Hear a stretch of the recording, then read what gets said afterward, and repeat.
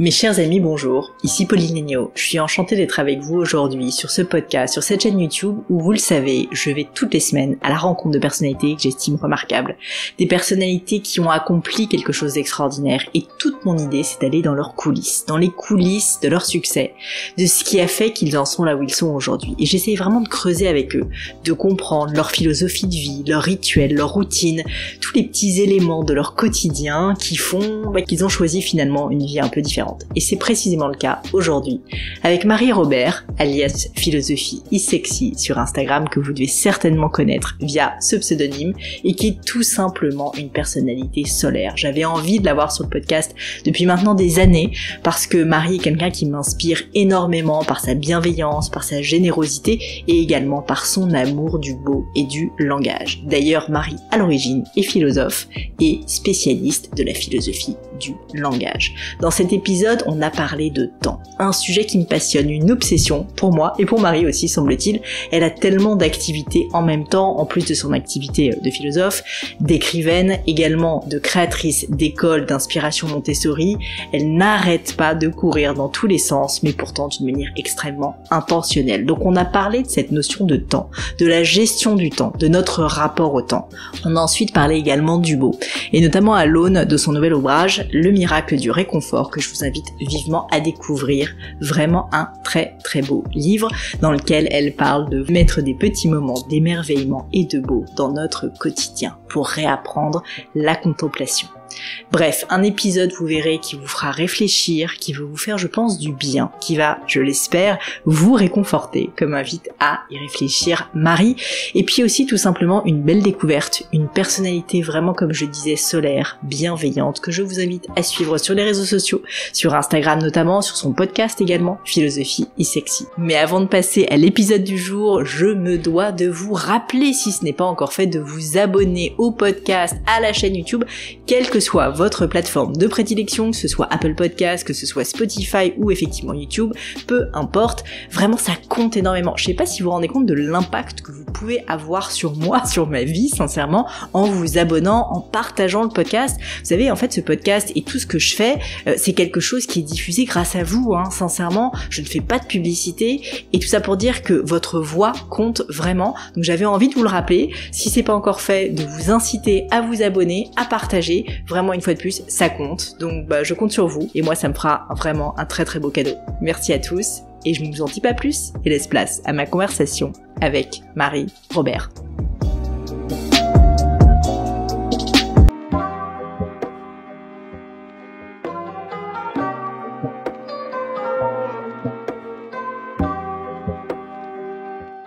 Je hais l'administratif. Oui, moi aussi. Et comme moi, à peu près tous les entrepreneurs que j'ai pu croiser dans ma vie d'ailleurs. C'est pourquoi je suis ravie de vous présenter mon sponsor, Conto. Q-O-N-T-O. Avec Conto, fini les formalités à rallonge, vous lancez votre société, il s'occupe des formalités. Statut, publication de l'annonce légale, création de votre micro-entreprise ou SAS, tout ce qu'on déteste. En 2 temps 3 mouvements, c'est fait. Et vous, pendant ce temps, vous pouvez vous concentrer sur ce qui compte vraiment. Quand j'ai créé Gemio, Conto n'existait pas. Et après avoir galéré des heures sur une plateforme soi-disant géniale qui buguait tout le temps dans tous les sens, vous savez de quoi je parle, j'ai dû aller déposer mon dossier en physique au greffe de Paris. Quelle perte de temps! Chers amis, ne faites pas comme moi à l'époque et profitez de leur offre tout spécialement pensée pour les entrepreneurs ou indépendants. Conto vous gère gratuitement votre création d'entreprise. Seuls les frais légaux restent à votre charge. Une fois votre entreprise créée, vous avez également 3 mois de compte pro offerts avec le code Pauline 2025. Ma chère Marie, je suis honorée bien sûr, mais surtout sincèrement heureuse, vraiment heureuse d'être avec toi aujourd'hui. J'avais tellement envie de faire cet épisode de podcast. Ça fait des années que je suis tout ce que tu écris et que je sens comme une connexion, sincèrement, avec tout ce que tu dis, et donc j'ai envie de creuser plein de sujets. On est à la fois très différentes et en même temps je pense qu'on a beaucoup de points communs, et donc j'ai très envie d'apprendre à mieux te connaître. Et la chance qu'on a, c'est que comme c'est public, tout ceci, beaucoup de gens vont mieux te connaître avec moi. Donc déjà un grand merci. Mais merci à toi surtout de ton invitation. Très heureuse d'être avec toi aujourd'hui. Alors il y a plein de sujets qui Tu vois, j'ai toutes mes liasses devant moi. Je vois ça, dis donc. Mais le sujet par lequel j'avais envie de commencer, c'est le sujet du temps. Le sujet du temps, qui est un sujet à la fois horriblement stressant et passionnant. La gestion du temps, notre rapport au temps, le temps qui passe. Alors en tant que philosophe, je suis sûre que tu aurais beaucoup de choses à dire. Mais j'ai déjà envie de comprendre, toi, quel est ton rapport au temps? Est-ce que c'est quelque chose qui te fait peur? Est-ce qu'au contraire, t'es un peu une boulimique de la vie, quoi, et t'as envie en permanence de faire des choses? Je serais déjà curieuse de savoir quel est ton rapport au temps. Écoute, c'est une question magnifique, parce que je crois que c'est une question quand même centrale dans nos existences, quel que soit notre âge, quelles que soient nos fonctions, quelle que soit la manière dont on l'exerce. Nous avons tous un rapport au temps. Ce qui caractérise d'ailleurs de notre naissance jusqu'à la mort, c'est bien ça, c'est que de toute façon, on aura un rapport au temps et à l'espace. Pour ma part, il y a une double question. Il y a à la fois le temps dans sa quotidienneté, où j'ai une obsession justement d'habiter le temps avec justesse. Je crois qu'une des choses qui m'angoisse le plus, c'est de perdre du temps, mais pas d'en perdre au sens où, oh là là, j'ai perdu du temps avec telle ou telle tâche, c'est vivre des moments où je me dis, oh, mais pourquoi je suis en train de faire ça? De quelle façon?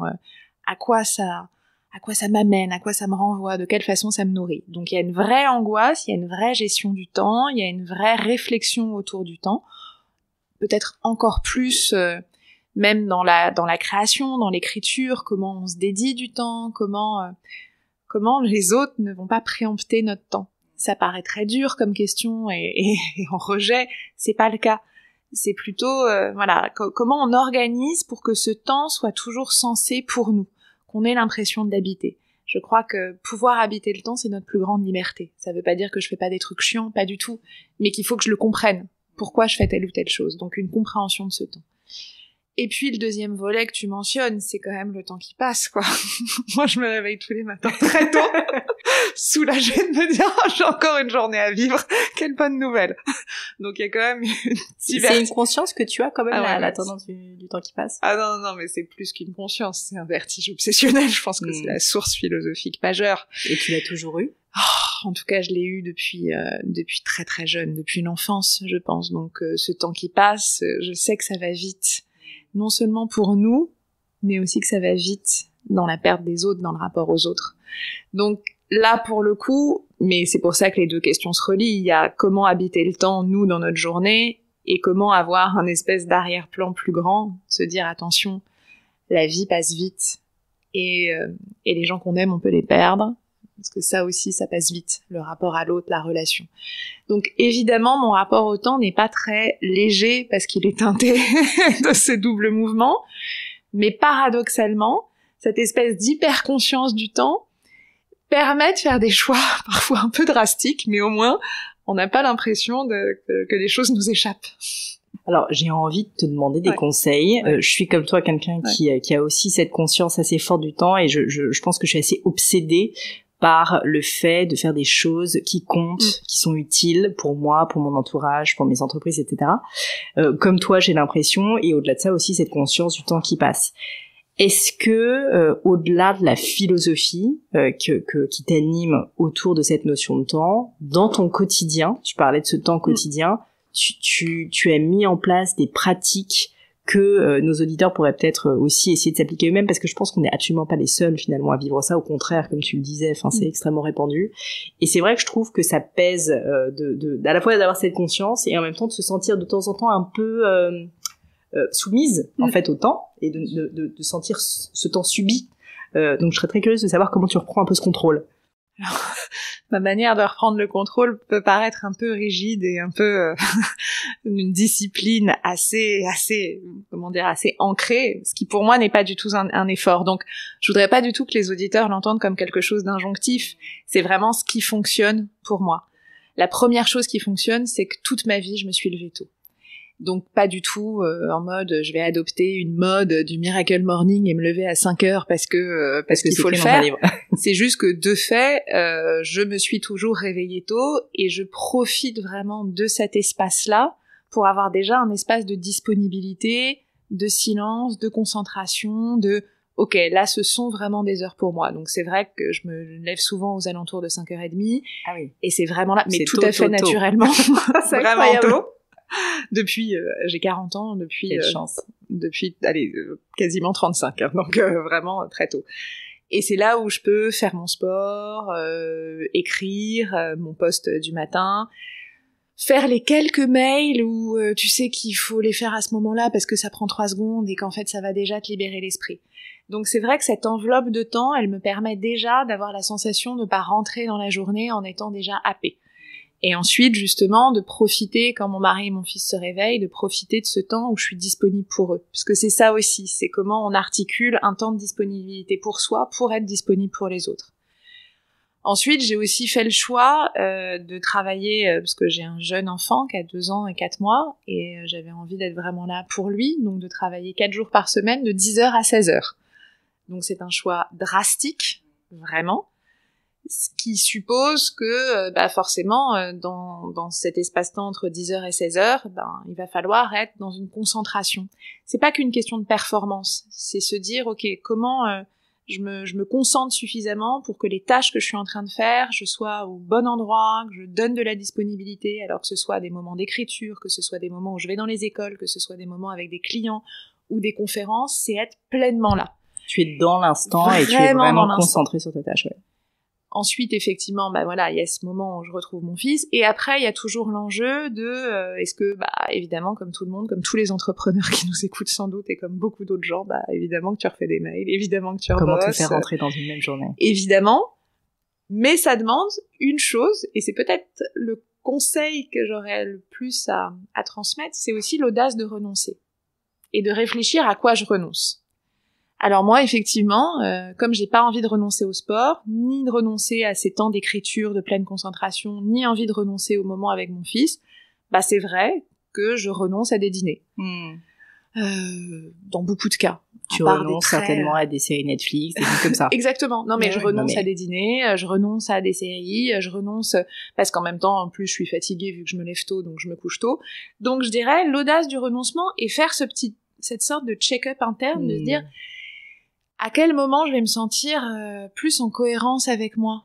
Et moi, je suis plus en cohérence quand je refuse un dîner, même si ça pourrait être hyper sympa, même si parfois, évidemment, ne pas voir telle ou telle personne va me manquer, même si parfois on laisse justement des moments où on se dit « Oh, j'aurais aimé être là ».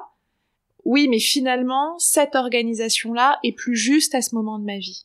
C'est intéressant que tu dis ça parce que c'est à ce moment de ta vie. Complètement. Et ça, je trouve ça très fort de ta part parce que c'est vrai qu'on a tendance à toujours se mettre un peu des objectifs en disant c'est pour toute la vie, alors que nous, c'est un peu une succession de parenthèses. Et pour te donner un exemple personnel, j'ai pendant longtemps aussi renoncé beaucoup, mais d'une manière totalement consciente, à voir des amis, même ma famille, pour prioriser sur mes entreprises, ma santé mentale, mon sport, etc.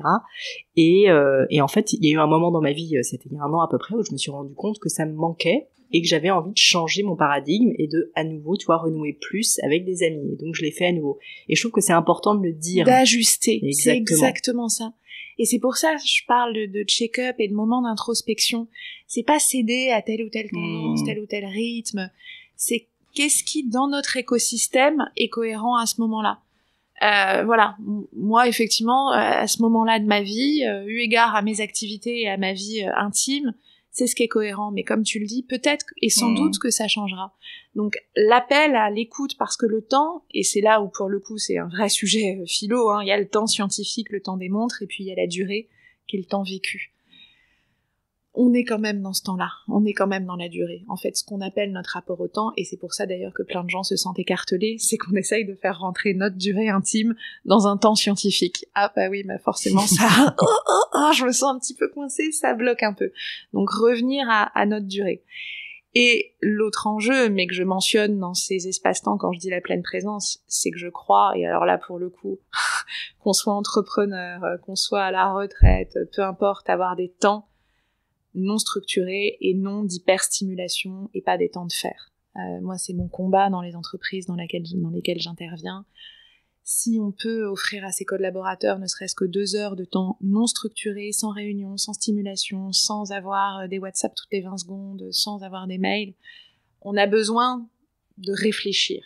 Et quel que soit notre boulot, on a besoin de moments où on est dans la réflexion, dans la concentration, quand on est pleinement sur vraiment qu'est-ce que je suis en train de faire. Ça, pour toi, c'est le matin, ces moments-là. Ouais, c'est vraiment le matin. Et après, il y a des journées d'écriture entières, tu vois. Quand j'ai écrit mon dernier livre, j'ai vraiment fait ce qu'on appelle en anglais un peu du deep work, vraiment du travail en profondeur, en me mettant des jours. Là, pour le coup, pareil, un peu de manière un peu rigide et un peu drastique. Un petit peu maniaque, mais ça fait ton charme. Des jours de deep work, et c'était non négociable.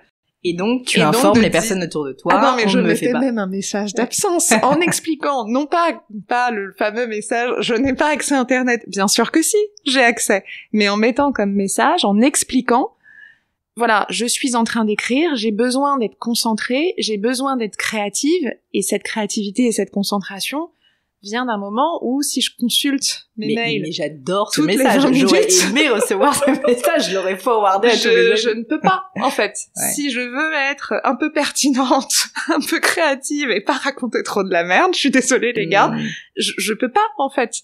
Donc, c'est particulier, parce je sais qu'il y a des interlocuteurs qui étaient un peu bousculés, et je sais qu'il y a d'autres gens qui m'ont répondu en me disant « Oh, tellement libérateur, merci !» En fait, de juste la réalité de nos vies, en fait. Donc là, typiquement, voilà, je les avais sacralisés. Et ce qui est toujours compliqué, c'est de les sacraliser comme du vrai travail. Et bien sûr, c'est un vrai travail. C'est pas parce qu'on est en train de réfléchir ou parce qu'on est en train d'écrire qu'on peut grignoter. Et je trouve, alors encore plus quand on est indépendant et quand on est entrepreneur, bah on a toujours une bonne raison d'annuler le temps qu'on avait prévu. Les fameux mails de vacances aussi. En fait, tu comprends, il y a une réu. Bon, c'est comment on le sacralise. Et c'est aussi une invitation pour les autres à résister à ce qui nous rend tous dingues dans notre société, et c'est l'accélération permanente du temps. Comment on revient à un temps conscient et non un temps en accéléré qui nous pétrifie tous. Autant, quel que soit, encore une fois, tout va si vite et tout est si éreintant qu'on commence à être pétrifié et assez vide existentiellement. Et vidé aussi physiquement, évidemment, de notre énergie. Et on le voit d'ailleurs chez les enfants dès le plus jeune âge, en fait, avec une surenchère de stimulation, d'activité, et ils sont KO alors qu'ils ont 4 ans. Donc bon. Tu parlais donc de ces moments de créativité que tu cadres, que tu sacralises. J'aime beaucoup le terme. Est-ce que tu aurais des conseils pour les personnes qui nous écoutent, peut-être qui ne sont pas dans un domaine créatif, mais justement, je trouve qu'il y a aujourd'hui une forme de culpabilité à l'idée de prendre ces moments-là, alors au contraire qu'ils sont extrêmement sains, comme tu le dis. Quels conseils tu pourrais donner à des personnes qui nous écoutent, peut-être qui sont en entreprise et qui sont face à des managers qui leur disent non, en fait, il faut faire ci, il faut faire ça, etc., pour quand même prendre ce temps pour le sacraliser, justement? Alors, je pense qu'il faut sensibiliser les managers. Moi, c'est vraiment ce que j'essaye de faire dans toutes les boîtes dans lesquelles j'interviens, sur le fait que si l'argument numéro 1, c'est la performance, ce qui est quand même souvent le cas, bien entendu, donc il n'y a pas, et sans cynisme d'ailleurs, bah oui, évidemment qu'on veut des collaborateurs performants, ce temps vide est l'ingrédient numéro 1 de la performance. Donc il faut vraiment déconstruire nos perceptions. Ce temps qui va être consacré à réfléchir va permettre d'accéder à de la profondeur, va permettre de faire jaillir des idées qu'on n'aurait pas eues quand on est juste en train de faire des trucs, va permettre aussi, alors il y a le temps individuel, mais il y a aussi tous ces temps un peu partagés, tous ces temps implicites, va permettre de renouer avec l'intelligence collective. Donc, en éducation, on parle beaucoup de perdre du temps pour en gagner. Mais parce qu'en fait, il y a plein de moments où on a besoin d'infuser des idées, infuser des concepts, infuser parce que va y avoir de l'implicite, et en fait, ce temps qu'on va passer, toi et moi, bah, ça va nous permettre de plus nous connaître, donc du coup, un jour, si on doit gérer une crise, d'aller beaucoup plus vite. Donc, vraiment, ne prenons pas ce temps comme juste quelque chose de cosmétique, un truc un peu tendance, oh bah oui, on va mettre une petite heure pour qu'il se ressource. Non, c'est pas se ressourcer pour partir plus vite, c'est un temps de compétence, de performance, c'est juste une autre manière de l'aborder. C'est marrant, mais c'est très bien compris chez les sportifs de haut niveau. Où il y a plein de sportifs de haut niveau qui t'expliquent que le temps de repos, la récup, est tout aussi fondamental que le temps d'entraînement, parce que c'est comme ça qu'on évite la blessure et c'est comme ça qu'on crée vraiment de la masse musculaire. C'est pas en étant en permanence en flux tendu. Donc c'est très intégré dans le domaine physiologique et dans le domaine des sportifs. Il est qu'en même temps qu'on s'y mette dans l'entreprise. En fait, il est temps.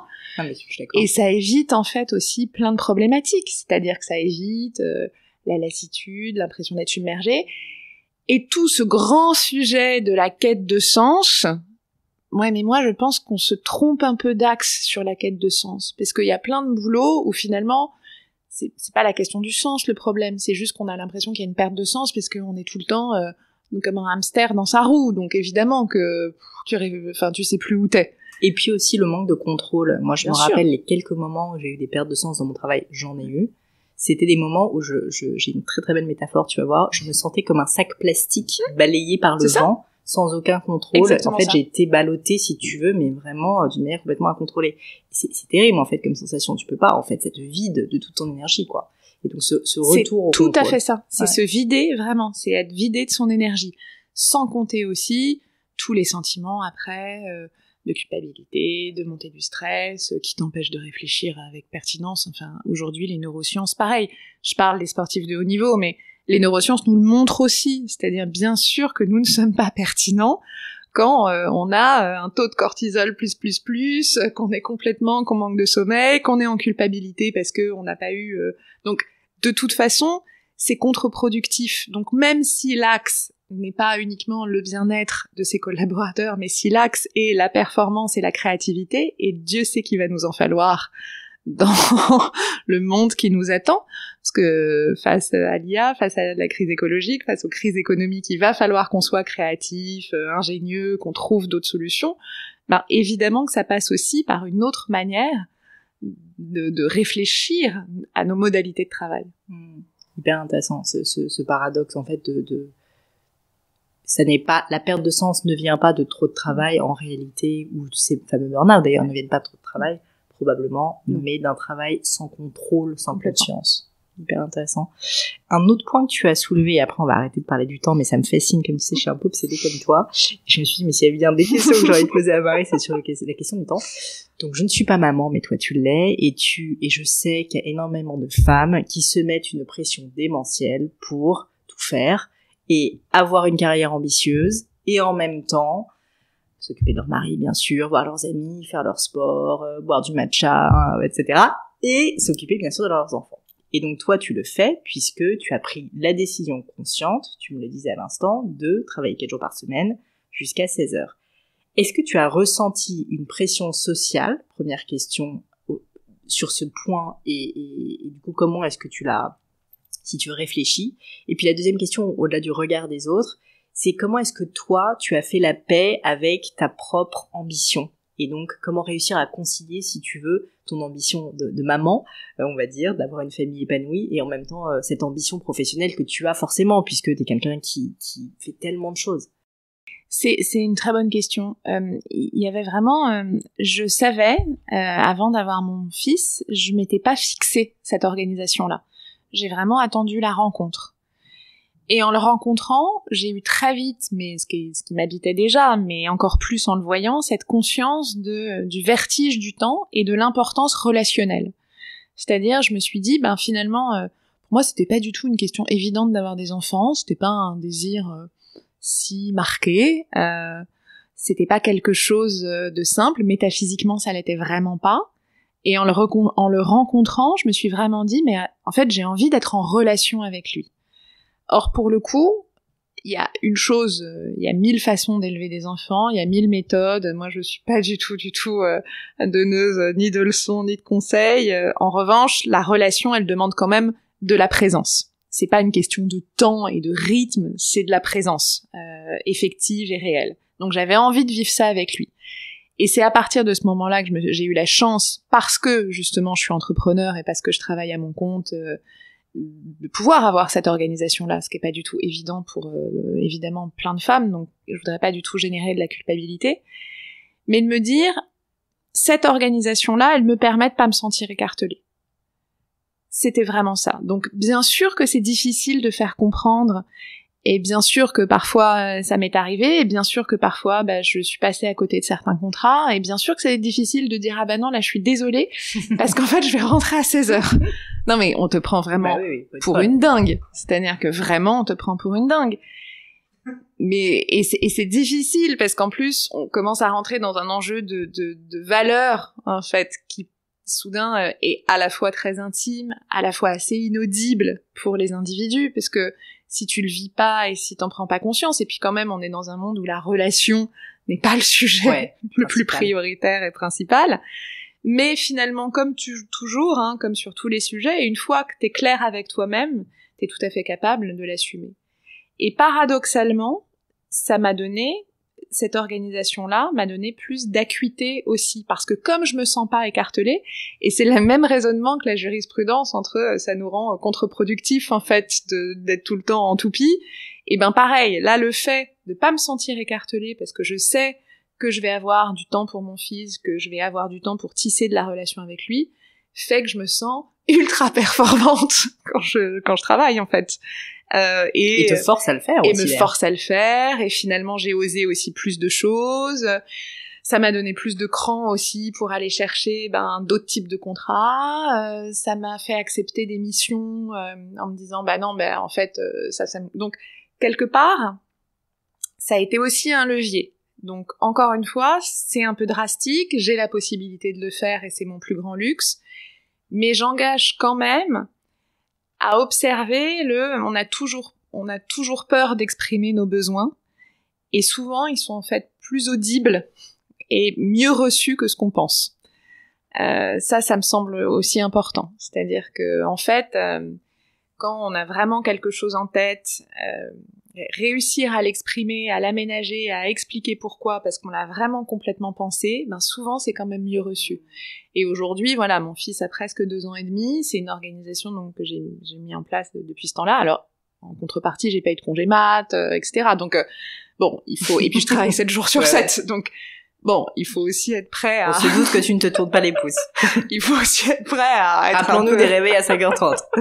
Voilà, 7 sur 7, réveil à 5h30, mais il y a de la cohérence, il y a de l'harmonie, et aujourd'hui, comme la plupart de mes interlocuteurs sont au courant de cette organisation un peu étrange, ils l'ont finalement normalisé.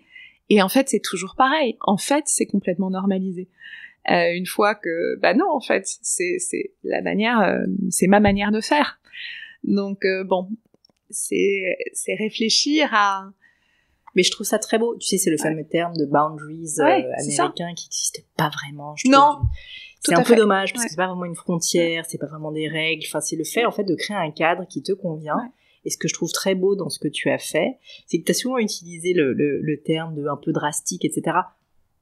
Pas comme une justification, mais en réalité, tu n'as fait que fixer des règles qui te conviennent, après qui même me suivent ou pas, on va dire, mais au moins tu as fixé des règles et surtout elles ne sont pas négociables. Et ça, c'est très important parce que je pense que bien souvent, on a des envies et on évoque l'envie, mais finalement tout est négociable. Et dans ton cas, je peux imaginer mais que toute la journée, on te spam, moi la première, pour allez, viens Marie sur mon podcast, etc. Et en fait, dès lors que c'est négociable, mais en fait, c'est la porte-entrée à tous les problèmes, et surtout, en fait, c'est de la charge mentale, parce que ça te fait prendre une décision. Totalement. Alors que si c'est non négociable, à 16h, tu es chez toi. Totalement d'accord. Mais tu viens d'employer le mot qui est mon obsession, et d'ailleurs qui est un mot très important aussi, même dans mes écoles, c'est la question du cadre. Le cadre, pour moi, c'est central, majeur, c'est la clé d'à peu près tout. Le cadre, tu sais, il y a une métaphore que j'aime beaucoup, après le sac plastique, celui de la... On est dans la philosophie, tu vois. C'est bien parce qu'après, j'avais prévu de parler de beauté, parfait. Tu vois. Bon, voilà, très bien. C'est la bicyclette. Le cadre du vélo, c'est ce qui permet aux roues de tourner. Donc vraiment, pour moi, et au même titre, on peut employer le cadre aussi, même le cadre d'un plan au cinéma ou en photo, en fait. Voilà. C'est exactement à l'intérieur. Il y a du mouvement. En revanche, on dépasse pas ce cadre-là. Et en fait, c'est très sain d'arriver à fixer un cadre parce que ça te permet, toi, encore une fois, de te sentir... Alors, j'écrivais sur ça l'autre jour sur l'alignement, qui est un mot un peu galvaudé aujourd'hui, mais en fait, c'est de te sentir en cohérence, ancré. Je vous promets que dans cet espace-temps, je vais vous donner le meilleur. Et moi, vraiment, radicalement, je vais être vraiment là, vraiment disponible, vraiment à fond et complètement présente au sujet. En revanche, pas en dehors du cadre. Et donc, ça te situe toi, et ça permet aussi aux autres de se situer. Et ça te libère. Donc, et je fais le parallèle parce que dans les écoles, on voit beaucoup, et notamment dans les écoles, alors nous, c'est des écoles internationales, mais avec un socle de pédagogie Montessori, souvent les gens nous disent, mais il n'y a pas de tableau, ils sont pas assis, les enfants peuvent se déplacer. Oui, mais c'est la liberté dans un cadre. C'est-à-dire qu'ils ont compris les repères, il y a des rituels, et à l'intérieur de ces repères assez marqués et assez stricts, il y a de la liberté. Et du coup, je trouve que ce va-et-vient entre rigidité du cadre et liberté de mouvement, de pensée, ça nous permet en fait juste de trouver l'équilibre. Sans aucune transition, Marie, j'aimerais parler de ton livre. Alors, il y a quand même une petite transition qui est toi et qui est par ailleurs la philosophie. Mais donc, malheureusement, je ne l'ai pas encore lu, même s'il me tend les bras et que je vais bientôt me plonger dedans. Et je te remercie d'ailleurs pour ce joli cadeau. J'ai été interpellée par deux choses. Déjà par l'extrait initial que j'aimerais bien lire, si tu veux bien. Et puis par ce chapitre, voir la beauté partout. Donc je vais commencer par lire l'extrait initial parce que j'ai trouvé vraiment qu'il était très beau, très fort, et je pense, tu vas me le dire, qu'il traduit bien ton intention. D'aussi loin que je m'en souvienne, vous m'excuserez pour ma voix éraillée, voilà ce que j'ai toujours voulu être, philosophe du réconfort, et continuer modestement, avec l'humilité qu'il faut pour prendre soin de l'esprit des gens, à tenter de redonner de la force morale et de faire du courage et de l'espoir d'heureuses possibilités. Déjà les mots courage et espoir, c'est quand même des jolis mots. C'est ce que je vise dans ce livre. Ni une leçon, ni une méthode, mais plutôt un tremplin pour raviver nos joies en observant ce qui autour de nous en vaut encore la peine. Ces 9 chapitres sont chacun une invitation à relever la tête, une exploration pour les heures sombres, un carnet de voyage à garder auprès de soi lorsque tout tangue. Au fond, ces 9 chapitres n'ont pas d'autre volonté que de nous rappeler tout ce qui peut donner du sens à nos vies. Déjà, je te remercie d'avoir écrit ce texte qui est magnifique et je te remercie de te lever à 5h30 pour faire ça parce que ça en vaut la peine. Je trouvais ça très beau. Tellement de mots déjà qui me parlent, effectivement le mot de courage, d'espoir, l'invitation, le voyage, les heures sombres aussi. Donc en fait on sent déjà tellement de densité en fait dans ce que tu vas nous donner. Et alors en parcourant les différents chapitres, je suis tombée sur le premier. Tu me diras d'ailleurs pourquoi c'est le premier. Voir la beauté partout, qui est aussi un autre sujet qui m'obsède, c'est pour ça que j'ai créé une marque de joaillerie. J'ai assez envie que tu m'en parles et que tu me dises pourquoi tu as choisi de mettre ce thème du beau et de la beauté qui pourtant aujourd'hui n'est pas un thème, si tu veux, qu'on évoque beaucoup, parce que ça paraît tellement superficiel à l'heure d'aujourd'hui, on parle d'écologie, etc., tellement de problématiques sur Terre, et pourtant, comme dirait Dostoïevski, peut-être que la beauté va sauver le monde. Qu'est-ce qui t'a donné envie de parler de beau, et en quoi justement la beauté peut nous apporter quelque chose au quotidien? Tu sais, j'ai commencé vraiment ce livre j'avais vraiment envie, effectivement, de tisser le fil du réconfort. Et le réconfort, pour moi, est pas du tout la notion, on le traduit parfois par une notion un peu naïve, un peu niaise, ça l'est pas. Le réconfort, littéralement, c'est pas se mettre sous un plaid et boire un chocolat chaud en mangeant des chamallows. C'est retrouver le courage de l'action. Et je crois qu'on en avait profondément besoin dans la société dans laquelle on est en train de vivre. S'il y a une chose qui caractérise le monde dans lequel on se trouve, c'est pour beaucoup le découragement. Et du coup, en tissant ce livre sur le réconfort, évidemment que j'allais être subjective. J'ai essayé de réunir des notions qui, pour moi, étaient des notions réconfortantes, mais aussi des notions qui étaient accessibles. J'avais vraiment cette envie d'accessibilité, et aussi des notions qu'on retrouve universellement. Et la toute première, et je la trouvais à la fois... c'était joli d'un point de vue inaugural, mais aussi parce que c'est une réflexion qu'on a beaucoup dans la vie, c'est le fameux critère de c'est beau. Au moment où on dit c'est beau, que ce soit pour un bouquet de fleurs, un éclat de lumière ou une bague qu'on vient d'essayer, je parle même pas du réflexe d'achat d'ailleurs, juste ce moment où tu dis c'est beau. Et ça peut être sur n'importe quoi, et même, et je le raconte dans le livre, tu verras, j'avais fait un atelier philo avec une petite fille, on travaillait sur la beauté, et elle sort un trombone. Alors je demande un truc beau dans la classe et elle va chercher un trombone. Et elle le regardait comme si c'était vraiment quelque chose de magnifique. À cet instant, au moment où on dit c'est beau, il y a une forme de réconciliation et d'apaisement.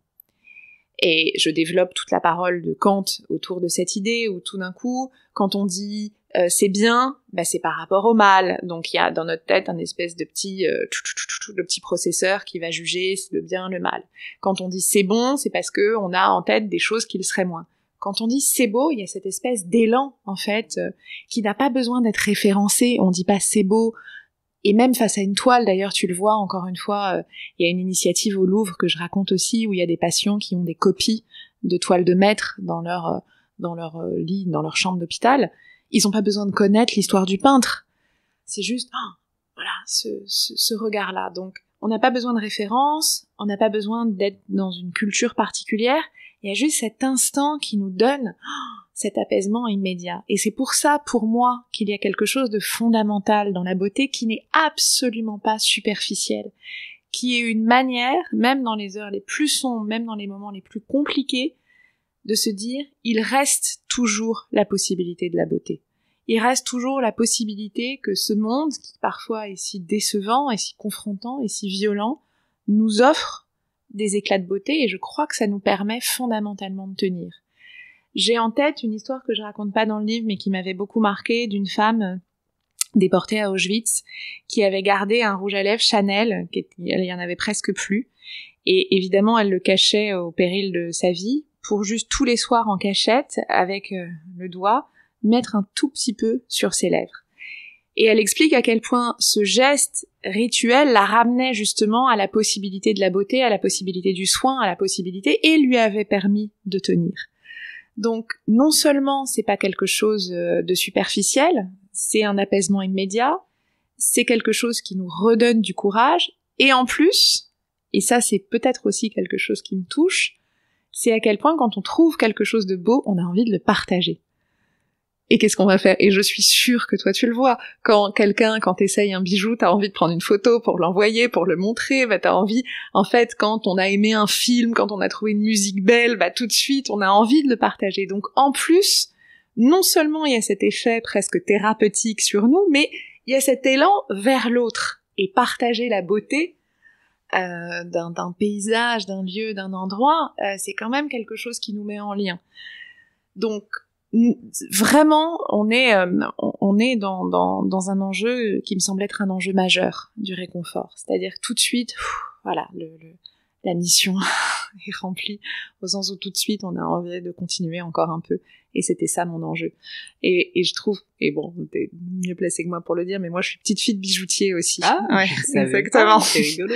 Donc autant dire que je sais la force très particulière, et c'est pour ça que je dis au-delà même de l'achat, la force même du talisman que peuvent représenter, du symbole en fait, de ce moment où tout d'un coup tu accèdes à un autre type de dimension, une dimension mémorielle, un rappel, et c'est souvent ça le bijou. C'est pas qu'une question de, c'est pas qu'une question de prestige, c'est pas qu'une question de luxe, c'est une question de tout ce que ça te raconte à cet instant-là. Donc c'est ça qui me paraît important. Le titre, je le trouve très fort de ce chapitre, voir le beau partout, la beauté partout, parce que justement, on peut se dire que c'est difficile, donc dans un monde qui est pas tous les jours évident. Et pourtant, je suis assez convaincue, comme toi, que si non pas on se force, mais en tout cas qu'on prend cette habitude d'admirer. Moi, tu sais, c'est pour ça que j'ai créé le podcast en réalité aussi, c'est que j'aime bien admirer des gens, j'aime bien dire que je trouve qu'il y a des gens qui sont formidables, qui sont beaux, qui créent de la valeur, qui sont inspirants, qui sont intéressants. Je trouve que souvent on n'ose pas trop dire à quel point on est admiratif, et la beauté aussi, elle peut être au niveau des valeurs. Et donc je serais curieuse de savoir si tu as des conseils à donner pour voir un peu plus le beau partout, même dans des petits détails insignifiants comme un trombone, pour des personnes peut-être qui ont un peu perdu cette habitude. Mais tu te rends compte le lien avec la première partie de notre discussion? En fait, c'est un rapport au temps. C'est prendre le temps, et là j'incite les auditeurs qui nous écoutent, ils sont en train de nous écouter, donc ils utilisent l'ouïe, de prendre le temps juste de relever la tête. Il y aura forcément quelque chose de beau. Et encore une fois, j'insiste, ça peut être, je sais pas, le pli, tu vois, là je regarde, t'es assis sur un canapé, la couture, la manière dont la couture a parfaitement suit la ligne, il y a quelque chose de l'ordre de cette précision. Il y a toujours quelque chose de beau, sauf que ça nécessite, et souvent dans une vie où on se sent happé, où on n'a même pas cette possibilité-là, Donc vraiment, c'est en ça que c'est peut-être, et au départ, ça peut paraître un peu un exercice un peu artificiel, tu vois, de le faire, mais quel plaisir, quel luxe accessible de pouvoir se dire autour de moi, je vais forcément voir quelque chose de beau. Donc prenons la mesure de relever les yeux. Et aujourd'hui, tu vois, moi je travaille beaucoup en réfléchissant quand même aux jeunes générations, et je travaille beaucoup sur la question de l'anxiété, notamment chez les adolescents. L'anxiété, elle vient aussi parce qu'ils sont dans ce rapport extrêmement digitalisé au monde, et donc avec juste des notifs qui te disent que c'est la fin du monde demain, là, bah d'ailleurs déjà maintenant, donc avec cette ultra-anxiété qui les submerge, et en plus sur un écran, avec l'impossibilité de se relier. Quand tu fais l'expérience, et pour l'avoir faite, et c'est la même idée, il y a un des chapitres sur l'engagement d'ailleurs, quand tu les remets dans une perspective d'engagement et de mouvement, quand tout d'un coup tu leur dis, on va poser 3 secondes, on va pas gérer tout de suite ni le défi climatique, ni solutionner les guerres, ni rien. En revanche, on va s'arrêter 3 secondes et on va regarder autour de nous.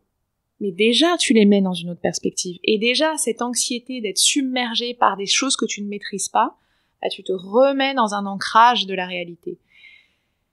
La beauté, l'engagement, le mouvement, je parle même pas de sport, je parle juste de mouvement, ont cette capacité en fait à nous ramener non seulement à un présent, mais c'est pas qu'un truc d'ici et maintenant, c'est de nous ramener aussi à en fait, il y a quand même déjà plein de choses autour de moi. Il y a quand même déjà plein de choses merveilleuses autour de moi. Et quand tu le sais, quand tu le ressens, bah, je pense que tu reviens au monde pas tout à fait de la même manière. Je te partage un petit secret. Je suis tombée amoureuse du monde des oiseaux il y a peu de temps, mais tout simplement parce que j'ai réalisé, et c'est ça qui m'a fait penser, c'est quand tu dis il suffit de lever la tête. Ah oui. Alors, un pigeon n'est pas toujours l'oiseau le plus beau, mais en fait un vol, c'est magnifique un vol. C'est extraordinaire. Et en fait relever la tête permet toujours quasiment de voir quelque chose de beau. Et c'est vrai que moi c'est ma manière en fait de me réancrer aussi en permanence et de voir un petit peu beau et de m'émerveiller en permanence parce que je n'ai pas toujours des bijoux à proximité. Et c'est vrai que je pense qu'on perd cette habitude. Donc je te remercie 1000 fois et j'ai hâte de découvrir plus en détail le livre et les 8 autres chapitres. Dont l'émerveillement, donc tu verras, ouais, exactement, dont un chapitre écoute, sur l'émerveillement. J'ai hâte. Je pense qu'il va me séduire. Sur encore un autre thème, j'aimerais parler d'énergie. On parlait au début de notre conversation du fait que notre rapport au temps, malheureusement souvent comme il n'est pas contrôlé, nous puise notre énergie. Et donc je serais curieuse de savoir comment est-ce que tu fais, toi Marie, pour te créer de l'énergie, pour susciter de l'énergie. J'ai quand même remarqué autour de moi que les personnes les plus épanouies sont des personnes qui ont beaucoup d'énergie, sont des personnes qui arrivent à générer eux-mêmes de l'énergie, qui sont en fait une source vive, quoi, franchement, de l'énergie. Tu me parais être une source vive d'énergie. Nos quelques échanges, tu me parais checker cette case totalement. Et donc, je suis assez curieuse de savoir d'où elle te vient, ou en tout cas comment tu la suscites, parce que j'imagine que toi aussi, tu as des moments down pour te remettre justement en haut. Je dirais qu'il y a un mélange de plein de piliers différents. Il y a des choses qui sont déjà propres à la manière dont je peux la gérer. Donc, effectivement, quand je disais tous les matins, je fais du sport. Et par sport, oui, je fais du sport, mais je pense qu'il y a une réflexion autour du mouvement du corps. Surtout quand on a des rythmes un peu intenses, le rapport au corps est un truc important. Moi, j'ai jamais fait du sport dans une perspective ni de performance, ni de compète, ni même de minceur ou quoi que ce soit. Ça a toujours été ma santé mentale, mais depuis vraiment très longtemps. J'ai trop de vertiges métaphysiques, il faut que je fasse de la muscu parce que vraiment, il faut que je le mette quelque part. Et en fait, le sport me ramène toujours à une forme de solidité physique. En fait, j'ai ça, je suis ancrée, je remercie, j'ai des moments tu n'es pas qu'un pur esprit. De gratitude, mes jambes peuvent me porter. Oh là là, je suis en santé. Il y a quand même un truc de prendre soin de cet espace-là, de travailler ça. Donc, le sport, le sommeil, alors encore une fois, on peut pas toujours maîtriser quand on a des enfants, etc. Mais quand même, quitte à me coucher beaucoup plus tôt, mais vraiment travailler le sommeil. Donc, il y a cette espèce de rapport à être en santé, ce qui parfois est compliqué puisqu'on est élevé dans un monde occidental et particulièrement en France où on a un rapport assez biaisé puisqu'on va être dans l'intervention souvent face à une pathologie, mais pas toujours dans l'entretien de la santé, dans ce qu'elle est déjà. Donc, remarquer qu'est-ce qui nous permet d'être en santé, ça me paraît vraiment indispensable. Donc ça, il y a des choses autour de l'hygiène de vie qui sont importantes. Après, il y a ce qu'on disait, c'est-à-dire ce qui te donne de l'énergie, c'est le sens que tu mets dans les choses, en fait. Moi, j'ai la chance d'avoir plein de casquettes, de faire plein de métiers différents, mais il y a toujours ce fil conducteur de la transmission où je sais que je suis à ma juste place. Donc, bien sûr que parfois, je suis claquée à la fin d'une journée, mais j'ai pas le manque d'énergie de pas m'être sentie au bon endroit. Et la troisième chose, mais qui est peut-être la plus importante, mais en même temps qu'alimente les deux autres, et ça paraît... mais c'est l'amour, quoi. Moi, c'est mon plus grande source d'énergie, quoi. L'amour des autres, l'amour de ma famille, l'amour de mes équipes. L'amour, je dirais, de l'autre. Quand tu dis, moi, j'aime admirer les gens, tu vois, j'aime leur dire mon admiration. Moi, j'aime beaucoup, beaucoup les gens. Alors, ça veut pas dire que j'en compte pas de gros cons. On en a tous beaucoup. On en a tous, au féminin également. Mais quand même. Et tu vois, c'est un truc que je me dis tous les jours en écrivant sur Instagram. On me pose souvent la question. J'ai la chance folle de pas du tout avoir de gens antipathiques. J'ai très peu de messages, même de messages privés, désagréables. J'en ai vraiment très très peu. Bah, comme tu critiques pas toi-même, oui, alors sans doute je pense que ça tu n'appelles pas la critique oui, non plus. Alors sans doute que ça génère pas ça. Mais quand même, je lis lis les commentaires et je me dis, mais ça te réconcilie avec l'humanité. Les gens sont gentils, s'entraident, se donnent des trucs trop cool, hyper bien élevés, se donnent des références de livres, On a un peu tous envie de vivre dans ta communauté, d'ailleurs. Attends, mais en fait, oui, mais parce que l'humanité peut être ça aussi. C'est-à-dire, bien sûr que là, il y a un biais cognitif. Mais, et tu le vois, en fait, c'est fantastique de se nourrir de les gens qui font des projets intéressants, les gens sympas, les gens où tout d'un coup, tu vois, bah oui, tu vas t'entraîner, de quoi t'as besoin. Enfin, en fait, c'est très nourrissant. C'est pas que j'ai un problème avec le conflit, c'est juste que le conflit est éreintant, en fait, pour l'autre, pour soi, pour...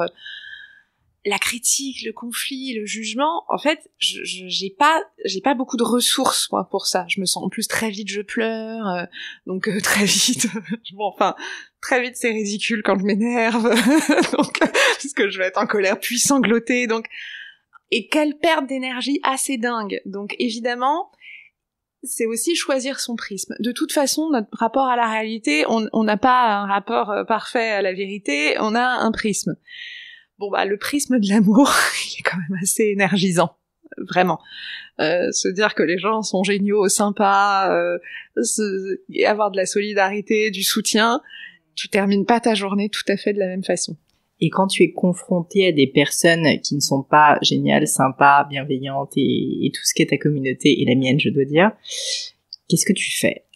Alors, en fait, il y a plusieurs choses. Déjà, avoir la force dont on vient de parler, ça te permet de pas généraliser et pas de te sentir en fait voilà, la vie c'est de la merde, des gens sont horribles, et puis tous des gros cons, ce truc qui te tout d'un coup la spirale un peu infernale qui te draine complètement. Donc déjà, tu mets un peu à distance parce que tu es conscient qu'il y a d'autres modalités qui existent.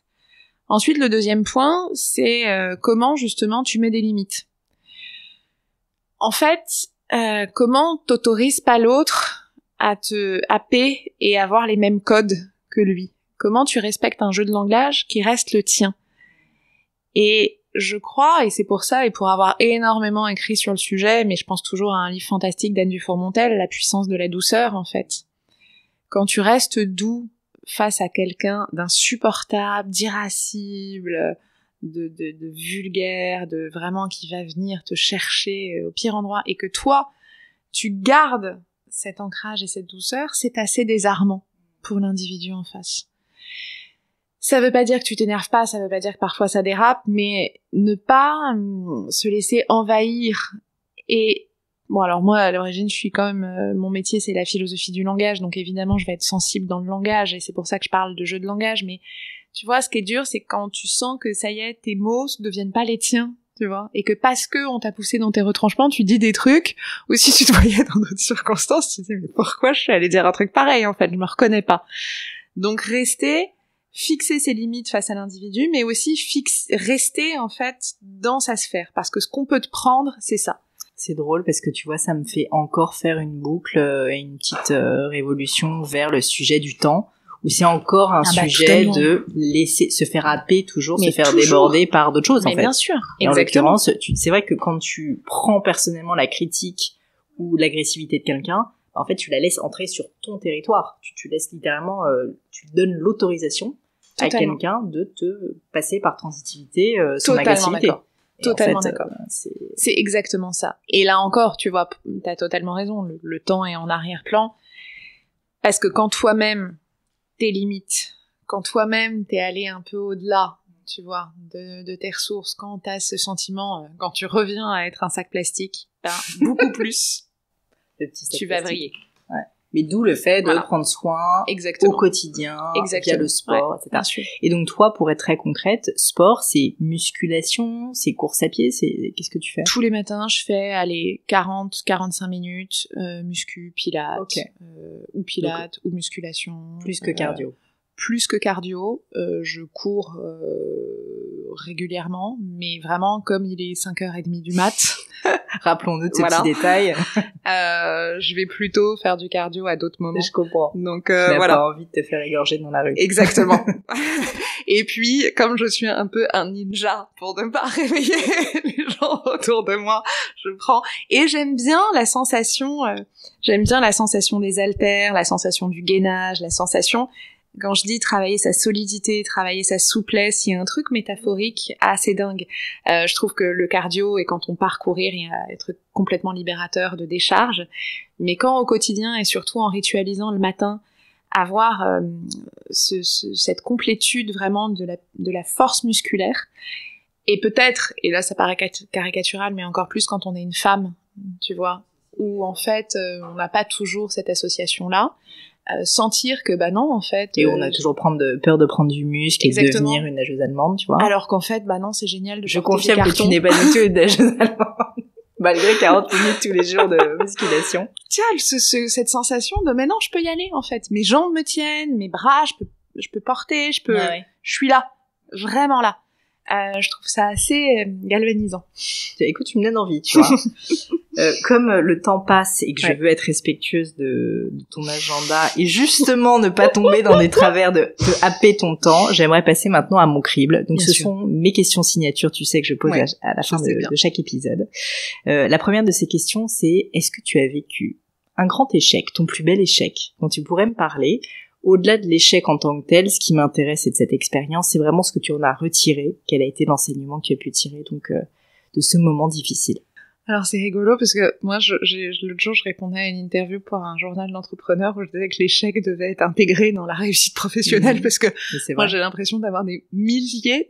Alors c'est marrant parce qu'il y a plein de micro-échecs dans une journée. Moi vraiment. Et tu vois, je donne des ateliers d'écriture introspective tous les mois sur Zoom et un truc hyper rassurant, c'est à quel point de voir les gens se sentent, on se sent tous nuls, en fait, à plein de moments. Non, mais ça change pas la donne, mais c'est quand même assez rassurant. Donc moi, des micro-échecs, j'en ai 150 000 dans une journée. Après, des un très gros échec. Disons que tu aurais vécu comme un échec. Que j'ai vécu comme un échec.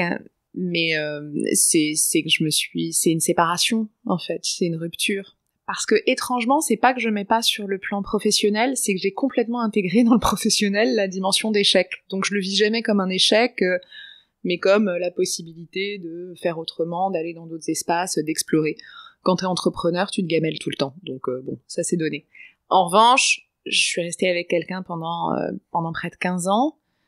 Je sais que j'ai vécu la rupture, non pas comme un échec au sens où j'aurais voulu faire autrement, mais se dire c'est fou, quand une relation, on n'arrive pas à la mener, en fait, à lui donner une dimension qu'on aurait voulu, à la faire évoluer, à trouver d'autres modalités. Cet échec relationnel a été très marquant et m'a sans doute ramené à ce sujet de la relation. Se dire, tiens, en fait, soignons les relations qui comptent, parce que c'est pas une question uniquement de rester ensemble, c'est de se dire la rupture, c'est un truc qui ravage tellement, qui abîme tellement, ça nous rend tellement médiocres. C'est dommage. Donc ça, je l'ai vraiment vécu comme un échec existentiel, important. Je te remercie de partager ça avec nous. Non, mais c'est vrai, j'ai l'impression que ce que t'en as appris, c'est que tu voulais plus soigner les relations. Ouais. peut-être aussi que on peut pas contrôler toutes les relations. Oui, complètement, mais tu vois, je me dis, au-delà, c'est faire évoluer les modalités. On serait pas nécessairement restés ensemble, parce qu'il y a toujours un moment où, tu vois, là, on se faisait trop de mal et pas assez de bien. Mais c'est de pas avoir vécu une rupture qui préserve la beauté de la construction, tu vois. Moi, je déteste quand les gens disent, tu vois, j'ai refait ma vie. Bah non, en fait, t'as une même vie. On construit autre chose, mais on refait pas sa vie. Tu vois, on construit juste. Donc, je pense que ça a été un échec et que je le vivrais différemment aujourd'hui, sans doute. Si tu avais quelque chose à refaire, qu'est-ce que tu referais différemment? Ce que je referais différemment, c'est que j'accepterais sans doute un peu plus tôt, et ça me ferait gagner du temps, ma singularité. J'ai un profil atypique, je viens d'aucun sérail, j'ai fait des études de philo, donc autant dire que c'est quand même assez peu courant. Je suis dyslexique, je suis ultra angoissée. En fait, tu te lèves à 5h30 du matin tous les jours. Je suis ultra sensible. Enfin, il y a tellement de choses, et je sais qu'il y a des moments de ma vie, j'ai voulu, notamment dans la vie universitaire, un peu plus prouver, correspondre, coller, et en fait, j'étais beaucoup moins pertinente. Donc, ce que je referais différemment, ça veut pas dire, encore une fois, qu'il faut pas progresser, s'entraîner, s'exercer et arriver brut de décoffrage partout, mais c'est d'arriver à comprendre que prendre les chemins de traverse, c'est parfois ça qui nous emmène justement vers la réussite, vers le succès, c'est là où on va être plus intéressant, plus disponible, faire plus de choses. Donc sans doute que je gagnerai un peu de temps sur ça. Qu'est-ce qui t'a fait avoir ce déclic, réaliser en fait que tu n'avais pas besoin de rentrer dans une case pour t'épanouir, au contraire? Ce qui m'a fait avoir ce déclic, c'est que j'ai vraiment eu, en fait, au moment de ma vie où j'ai commencé à un peu plus...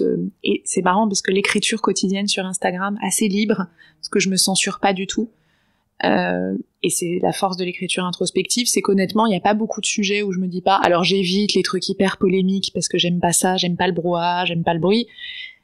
Mais je dis quand même beaucoup d'intime.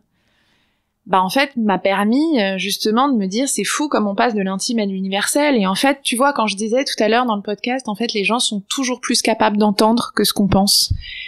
Et c'est toujours ce truc du regard des autres, on le fantasme totalement. Et en écrivant quotidiennement, en assumant du coup un peu plus mon intériorité, je l'ai fait aussi un peu plus dans la vie professionnelle, dans l'écriture de livres, dans même mes rendez-vous. Et aujourd'hui, ce que je gagne, c'est que ce soit dans les écoles, que ce soit dans les livres, ou que ce soit dans mes clients, quand j'interviens dans des conférences en entreprise ou dans du conseil aux dirigeants, en fait, il y a déjà ce lien qui est fait. Ils viennent me chercher parce que ça, tu vois. Parce que c'est ça qu'ils viennent questionner. Ils viennent te chercher vraiment toi, mais le profond exactement, de toi. Et pas autre chose. Donc, je suis à la fois plus à l'aise et à la fois, encore une fois, plus pertinente parce que j'essaye pas de me travestir et de coller à des codes que de toute façon je maîtrise pas. C'est drôle, tu vois, parce que j'ai parlé à souvent des influenceurs avec, je mets des guillemets, mais des personnes en gros qui se livrent sur les réseaux sociaux et bien souvent m'ont fait la confidence de me dire, et je lui dis la même chose, que finalement ils se sentent assez eux-mêmes sur les réseaux sociaux, et souvent on dit les réseaux sociaux, en tout cas on porte un masque, etc. Alors oui, il y a toute cette frange certainement d'influenceurs qui existent, etc. Mais il y a aussi tous ceux qui utilisent sincèrement Instagram et les réseaux sociaux comme une espèce de psychothérapie personnelle pour raconter leur vie. Et il se trouve que ça intéresse des gens en général. Et en fait, finalement, on n'est jamais plus nous-mêmes. Mais parce qu'on est reliés. Exactement. En fait, pourquoi ça intéresse? Parce qu'en fait, les gens trouvent aussi un écho. Tu vois, c'est amusant. Je pense ça a été un des aspects positifs du confinement. Parce que tout d'un coup, il y a beaucoup de gens qui se sont retrouvés à utiliser Instagram et les réseaux comme un lien. Et là, on est passé de j'ai un appart parfait, un joli éclairage, un joli filtre, à en fait... voilà là, la réalité. Je raconte vraiment tout et n'importe quoi parce que j'en peux plus. Et en fait, on est... tu vois, c'est ce côté d'être unis dans notre tremblement. Et en fait, c'est ça aussi. Et évidemment on a tous des angoisses, la peur de pas réussir, la peur de pas être à la hauteur, la peur de déranger. En fait, on est beaucoup plus nombreux à être liés. Donc, je trouve ça joli de se dire que cet espace peut être ça aussi. Il n'y a pas que du mal, au contraire, sur les réseaux sociaux. cette question, évidemment, je voulais te la poser à l'aune de tout ce qu'on s'est dit. Qu'est-ce que tu trouves beau? Soit au sens esthétique, bien sûr, soit au sens métaphysique, métaphorique. Qu'est-ce que tu trouves beau? Qu'est-ce qui t'émeut? Qu'est-ce qui te fait vibrer? Mais c'est très en lien avec une des questions posées, je suis très très émue par le lien. C'est amusant, tu vois, l'autre jour, j'étais invitée dans l'émission de La Grande Librairie avec Augustin Trapenard. Et juste avant, j'étais pas du tout stressée parce que c'était pas un truc qui me stressait, mais tu vois, t'as un peu une pression et tout ça, d'un truc, c'est la télé, blablabla.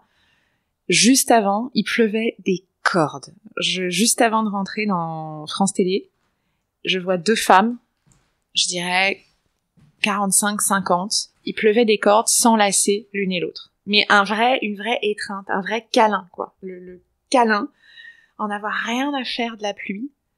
Et je me suis dit, non mais en fait, s'il y a une vérité du monde, s'il y a une importance, c'est pas du tout ce que je vais faire, c'est ce moment-là.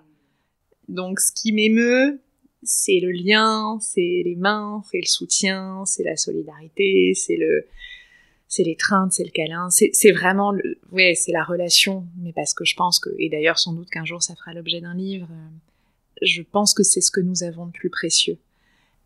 Et que tous les systèmes qui entretiennent la compétitivité, les oppositions, les rapports de pouvoir, les rapports coercitifs sont fondamentalement destructeurs.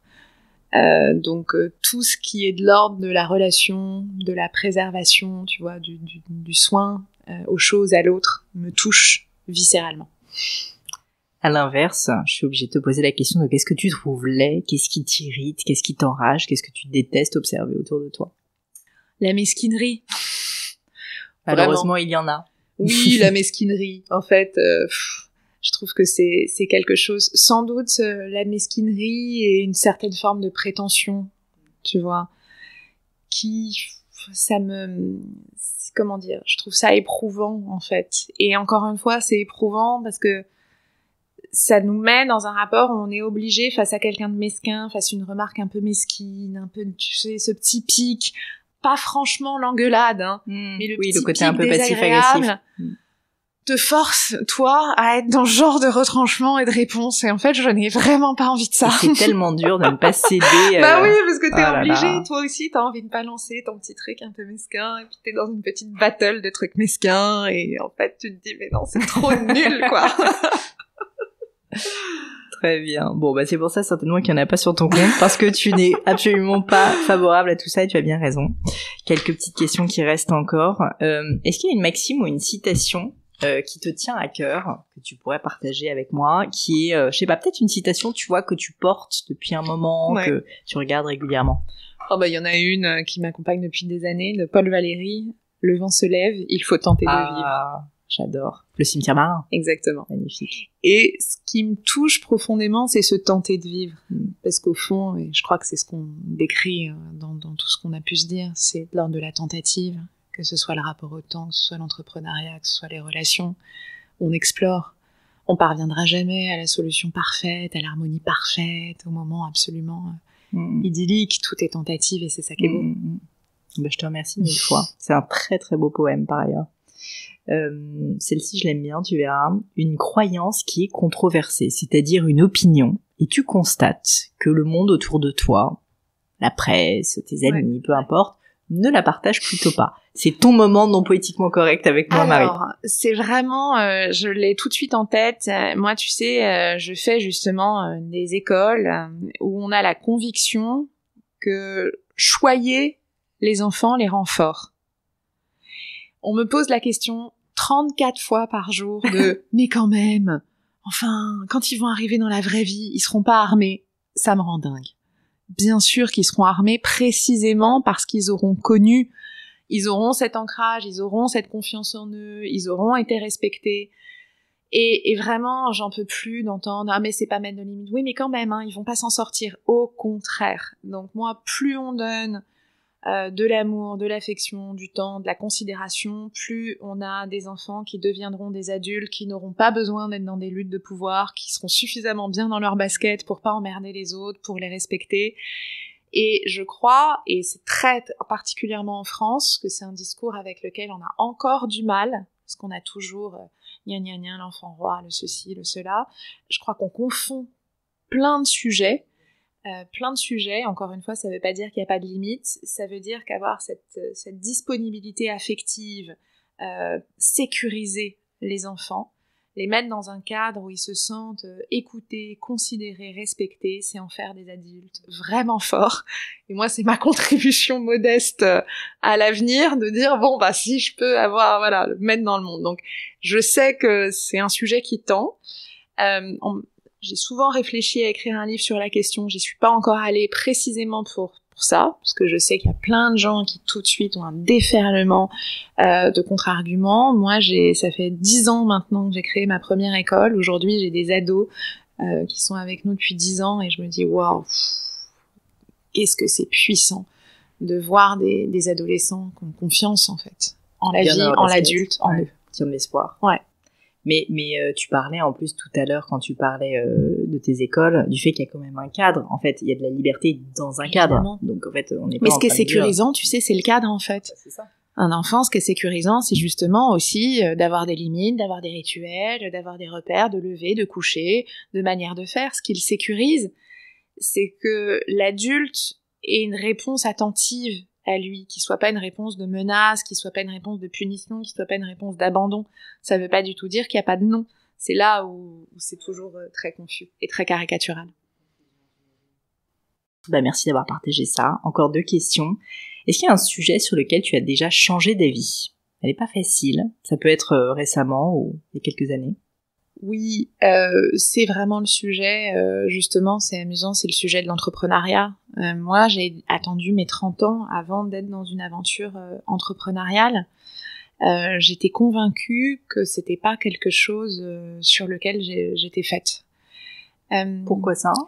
Parce que moi j'étais prof, tu vois, je sais pas si porter une vision, diriger des équipes, c'était pas du tout mon truc d'être dans cette posture-là.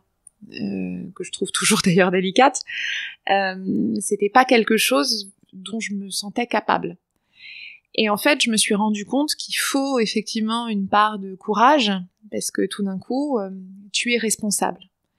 Et j'ai changé d'avis sur, en fait, non seulement, je sais pas si j'ai la capacité à être toujours justement bien alignée, dans la juste posture, à être toujours celle que je voudrais être pour mes équipes, mais je me suis en tout cas rendu compte que c'est une exploration qui me passionnait.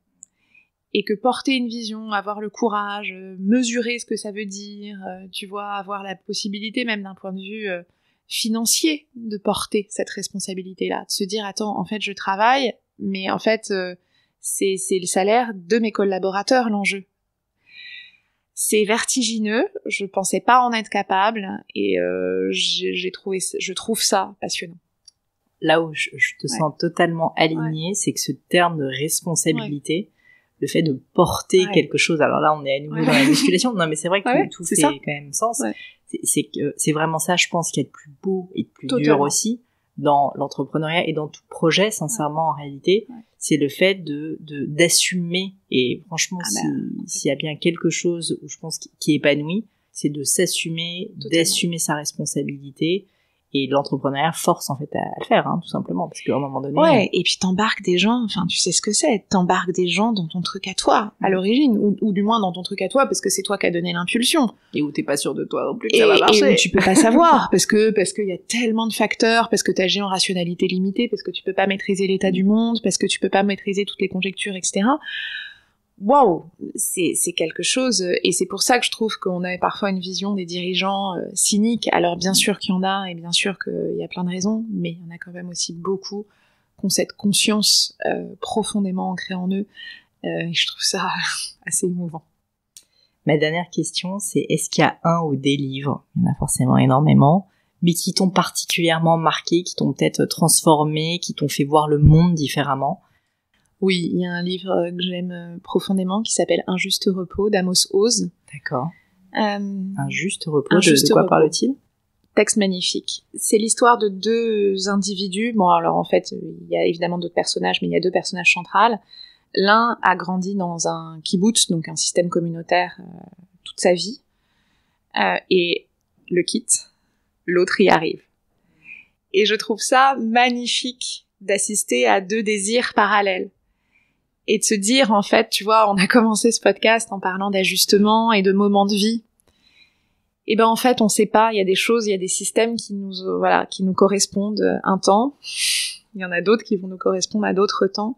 Et voir ces 2 individus, c'est pas le kibbutz qui a changé, c'est eux-mêmes en fait. Il y en a un qui veut rejoindre et l'autre veut en partir, et il y a pas de vérité là-dedans. Il y en a pas un qui a tort ou qui a raison. C'est juste la capacité à toujours se relier. On marche le long d'une crête et faire attention à chacun de ses pas pour être au bon endroit. Donc, rappelle-moi le titre. Un juste repos. d'Amos Oz. Amos Oz, ça sera mis dans les notes. Marie, je te remercie 1000 fois. Merci infiniment. Pour les personnes qui nous écoutent. Donc, Le Miracle du Réconfort, qui est disponible dans toute bonne librairie, évidemment aussi online, et donc qui est aux éditions Flammarion. J'ai hâte de me plonger dans les 9 chapitres. Tu vois, je suis tombée là sur l'émerveillement. Donc, voilà, tu vois, il t'appelle. Exactement, il m'appelle. Je te remercie 1000 fois d'avoir pris le temps. Je voulais te remercier. Je voulais te remercier pour tout ce que tu propose, surtout ce que tu donnes, ta générosité, franchement, j'en suis admirative. Je trouve que ça fait du bien. Ça fait du bien d'avoir du beau dans ce monde, ça fait du bien d'avoir de la gentillesse, ça fait du bien d'avoir ces valeurs en fait, mais qui ne sont pas des valeurs faites de superficialité et puis aussi, je trouve, juste de bien-pensance, si tu veux. On sent vraiment que t'es très ancré et que t'as envie de partager qui tu es avec ta vérité. Et ça, je trouve ça extrêmement beau. Donc, je voulais simplement te remercier de l'avoir fait avec moi aujourd'hui et de le faire au quotidien. J'invite bien sûr les personnes qui nous écoutent à te suivre si c'est pas encore le cas. Merci infiniment. Et un grand merci pour ce moment. Merci pour tout. Merci.